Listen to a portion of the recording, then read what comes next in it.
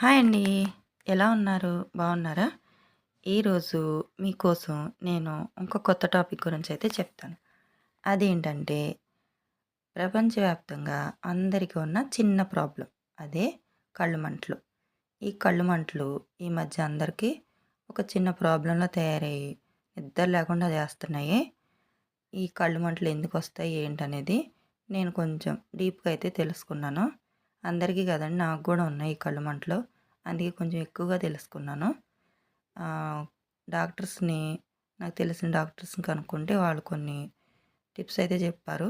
ఎందుకొస్తున్నాయి ఏంటనేది ముందు నేను చెప్తాను. అదేంటంటే భూమి వాతావరణం బాగా పెరగడం వల్ల, అలాగే సూర్యుని వేడి బాగా భూమి మీద పడడం వల్ల భూమి వేడెక్కింది.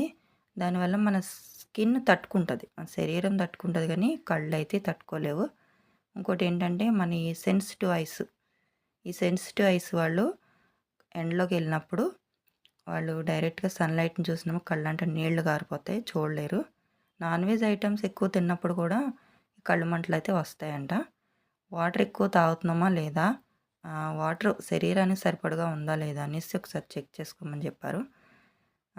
అలాగే సరిగా నిద్రపోతున్నామా లేదా? ఒకసారి నిద్రపోతున్నామా లేదా అని చూసుకోమని చెప్పారు. నెక్స్ట్ విటమిన్ ఏ పదార్థాలు క్యారెట్టు, అలాగే బొబ్బాస్కాయ, ఆకుకూరలు తోటకూర, గోంగూర, పాలకూర, ఇలాంటి ఆకుకూరలు పప్పులేసుకొని వండుకొని తింటే మనకి కొంచెం కళ్ళు మంటలు దూరం చేయొచ్చని డాక్టర్స్ అయితే చెప్తున్నారు.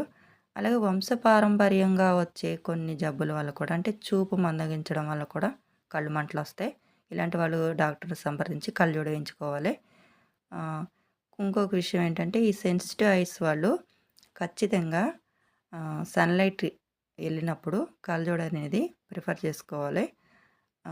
ఇంకో విషయం ఏంటంటే ఆహారంలో మంచి నీళ్ళు తాగుతున్నామా లేదా? సరిగా ఆలోచిస్తున్నామా లేదా? ఇలాంటి విషయాలు కొంచెం చూసుకోండి. టీవీలు, ఫోన్లు చీకట్లో చూడడం వల్ల కూడా ఈ కళ్ళు మంటలనేవి వస్తాయి. చిన్న టిప్ ఏంటంటే తడిగుడ్డ ఫ్రిడ్జ్‌లో పెట్టుకొని అది కళ్ళ మీద ఏసుకొని పడుకోండి. అలాగే ఎండలోకెళ్ళినప్పుడు ఖచ్చితంగా సన్ గ్లాసెస్ అనేది వాడండి. ఎవ్వరేమనుకున్నా మీరేం ఫీల్ అవ్వకండి. గ్లాసెస్ అయితే పెట్టుకోండి.